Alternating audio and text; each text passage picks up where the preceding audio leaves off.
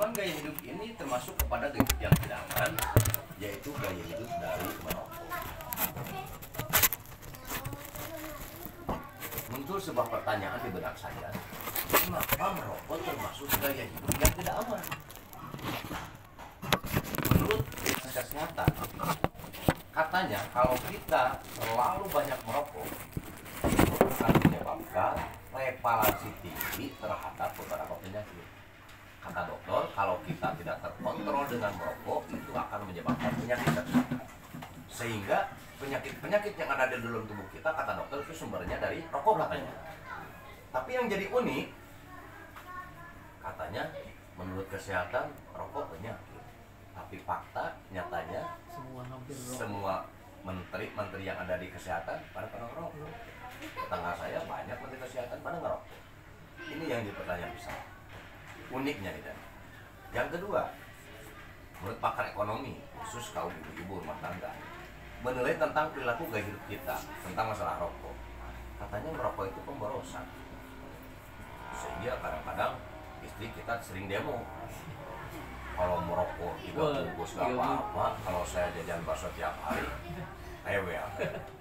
Padahal kita sendiri yang beli, tapi kita nggak pernah merasa dirugikan. Bukti nyata, ada nggak yang demo tentang turunkan harga rokok kepada pemerintah? Nggak ada kan? Naik terus rokok. Naik terus padahal. Ya, apalagi ada katanya sebagian ulama berpendapat bahwa rokok itu haram. Katanya loh. Kalau itu masalahnya nggak tahu, bukan anak saya. Mau haram nggak tahu lah pokoknya. Tapi fakta dan nyatanya para ulama 75% merokok. Perdebatan ini yang sangat sengit.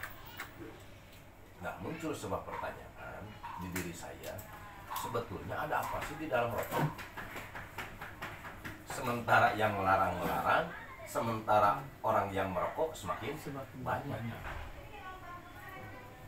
Nah, muncul informasi dari laboratorium, katanya karena rokok itu sebelum dipasarkan tidak bisa sembarangan, harus uji lab dulu, cek lab dulu. Nah, yang mencek lab itu dua, yang ditunjuk oleh negara, yang pertama Brawijaya Malang, yang kedua PT Bengkulu. Nah, dari situlah informasi datangnya sumber bahan dasar rokok itu dari situ. Ternyata bahan dasar rokok itu, ya tadi yang diceritakan ada 3 kan. Yang pertama ada tembakau, yang kedua ada cengkeh, yang keempat ada bumbu atau nanti saus. Muncul di tulisan tar. Nah, tadi kita cerita, betul nggak sih bakau itu sumber penyakit? Kalau memang betul, kenapa nenek kita dulu pakai ini nggak apa-apa, nggak keracunan? Malah anaknya banyak lagi, ada yang 10. Awet gigit. Nenek saya aja 11 anaknya. Pada fakta di dalam rokok bahwa rokok bisa merusak janin kan. Nah, ini menurut sejarah yang nyata ya, karena belum lama nih, kalau zaman sekarang udah nggak ada yang konsumsi bakau. Bahkan menurut Profesor Dr. Sutiman, hasil pengetahuan beliau seorang profesor doktor. Beliau guru besarnya doktor di Brawijaya Malang. Diteliti tembakau, tembakau sangat luar biasa. Yang pertama anti kanker, yang kedua anti virus, yang ketiga anti stres. Orang yang nggak merokok, orang yang suka merokok, kalau nggak merokok gimana? Galau, pusing, stres, kayak nggak ada kerjaan. Orang lagi pusing ngerokok, minimal nyaman sedikit. Gitu kan? Santai. Buktinya ada gak? Ini kan kita pakai sejarah aja. Ada gak orang tua zaman dulu kena kanker payudara? Ada gak orang zaman dulu kena kanker miom, kista? Bahkan jarang dulu yang dioperasi. Tapi anaknya ya biasa gitu. Ini buktinya karena orang tua zaman dulu suka mengkonsumsi herbal. Cuman di sisi lain bakau itu ada manfaat. Tapi di sisi lain bakau itu punya karakter, Pak. Tembakau itu ada karakter yang melekat. Kalau tembakau ini dibakar, bakal muncul itu karakter apa? Nyandu. Yang disebut dengan nikotin. Seperti Bapak tercandunya terhadap istri Bapak. Itu karakter yang melekat terhadap istri Bapak itu kan karena Bapak cinta kepada istri Bapak. Tapi pertanyaannya kalau bapak cinta terhadap bencong kira-kira yang layak enggak? Kan nggak cocok ya? Nah itu. Maka muncul pertanyaan kalau kecanduan baik atau tidak? Ini nikotin dipandang katanya nikotin jelek. Wah walaupun herbal juga tetap ada nikotin. Iya, pertanyaannya nikotin itu baik atau tidak kata saya. Kan tadi juga dibahas tembakau itu, nikotin itu hasil pembakaran dari tembakau. Ketika dibakar akan ada zat yang melekat disebut candu, namanya nikotin. Kalau zat candu di dalam kopi namanya kafein. Kalau zat candu di ibu-ibu namanya taun gitu. Atau kalau orang Sunda mah. Jadi pertanyaannya, kalau kita kecanduan kira-kiranya baik atau tidak? Berarti tergantung yang dicandunya gitu ya. Terus yang kedua ini cengkeh. Kalau cengkeh manfaatnya yang tadi anti kanker, obat batuk, obat asma, obat lambung, juga obat masuk angin, bahkan bisa pakai minyak urut. Kalau di Ciamis dipakai sop. Cengkeh itu wah seger, kalau makanan ada cengkehnya seger, hangat tuh. Nah kalau tembakunya ada manfaat, cengkehnya pun bermanfaat, kira-kira jadi konsumsi oleh manusia cocok atau tidak? Bermanfaat atau tidak kan gitu? Kalau manfaat. Terus dokter menyarankan bahwa rokok itu sumber penyakit, mana yang sumber menjadi penyakitnya? Nah ternyata ini sudah viral, bahkan ini dikeluarkan oleh negara. Ternyata saus yang terkandung di dalam rokok ini terjadi 4.000 bahan kimia. Ada formalin. Kalau formalin itu buat apa ya? Mayat. Terus kalau kita kecanduan sama formalin bagus atau tidak? Bapak kecanduan sama formalin cocok gak? Formalin. Terus ada hidrogen sianida. Pernah kan mendengar tentang kasus Jessica dan Mirna? Ya. 1 gelas kopi sianida setetes, 5 menit langsung meninggal. Bayangkan kalau sianidanya segelas, kopinya setetes bagaimana? Terus ada ethanol. Ethanol ini kalau dimakan buat menghancurkan tulang-tulang kurban. Loh, kenapa dihancurkan? Kalau di sini kan habis dengan tulang-tulangnya. Karena yang kurbannya jarang. Kalau di sana banyak.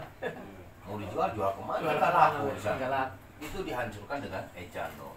Nah, kira-kiranya cocok gak untuk tubuh kita? Formalin untuk pengawet mayit, sianida racun serangga, ethanol penghancur tulang, sama potasium bahan peledak. Kira-kiranya cocok nggak untuk tubuh kita? Ya nggak cocok. Cuman kalau masuk ke dalam tubuh masalah nggak ini? Masalah juga. Tapi yang menjadi permasalahan besar, pertanyaannya yang merokok berhenti enggak? Terus nggak ada yang berhenti merokok. Malah lebih baik nggak makan daripada merokok. Susah lah. Dari dulu zaman sekarang belum ketemu nih solusinya. Ada yang memberikan sebuah ilustrasi bagaimana kalau diganti dengan permen. Itu belum ada yang berhasil. Permennya habis, rokoknya pun malah enak. Terus bagaimana? Nah, alhamdulillah ada seorang putra terbaik bangsa Indonesia. Beliau bernama Kiai Haji Raden Abdul Malik, memberikan terobosan, memberikan solusi bagaimana agar merokok tidak termasuk gaya hidup yang tidak baik. Kenapa? Bagaimanapun merokok itu yang susah ini gaya hidupnya. Maka beliau menciptakan rokok herbal sin. Kalau sin bahannya apa? Yang tadi juga ada bako ada. Kenapa nggak pakai bayam? Karena protein bayam itu lebih rendah. Cengkehnya pun dipakai, tapi kalau mau mencari cengkeh di dalam bako nggak mungkin ketemu di sin. Beda dengan rokok-rokok yang lain. Nah, buat apa itu mas? Sampah. Ini diambil minyaknya. Jadi kalau nggak pakai minyak cengkeh itu gampang mati. Kayak di tas itu nggak ada cengkehnya pak, maka gampang mati. Nah cuman saus yang terkandung di dalam rokok rokok sin ini beda. Kalau di sin terbuat dari 17 ramuan. Yang pertama ada madu. Menurut bapak kalau kita kecanduan dengan madu gimana? Bagus pak. Bagus. Bahkan itu karena sudah ada contoh kan dari Rasul. Kalau Rasul itu senang madu juga senang madu. Kalau kita kan cuma dalam hati saja. Kenapa takut sama itu? Itulah gitu. Nah, inilah. Nah, ini hanya sebuah informasi. Saja. Mudah-mudahan ini bisa menjadi solusi bagi para pecandu rokok. Enggak ada paksaan. Tadi juga hanya sodoran. Mau pindah monggo, enggak, itu hak pilihan kita. Cuman insya Allah kita bisa membandingkan mana yang cocok untuk tubuh kita. Cocok mana untuk tubuh kita antara madu sama formalin gitu aja. Gitu ya Pak. Perkara gimana-gimananya nanti juga akan terasa oleh kita sendiri. Nah kalau terapinya ada dihisap dalam-dalam, bisa ditekan juga bisa di sauna dihilangkan. Istri bapak kalau ingin perawan lagi bisa pakai kujang mas. Keputihan, tidak lancar. Saya nggak sengaja mengarah ke situ karena istri saya punya penyakit kista, udah 0,5, minta dioperasi, alhamdulillah nggak jadi. Wasilahnya saya menggodok air 3 gayung baru di. Terus saya menyediakan rokok 3 batang ya kujang mas dulu. Nggak tahu bahwa kujang lebih bagus.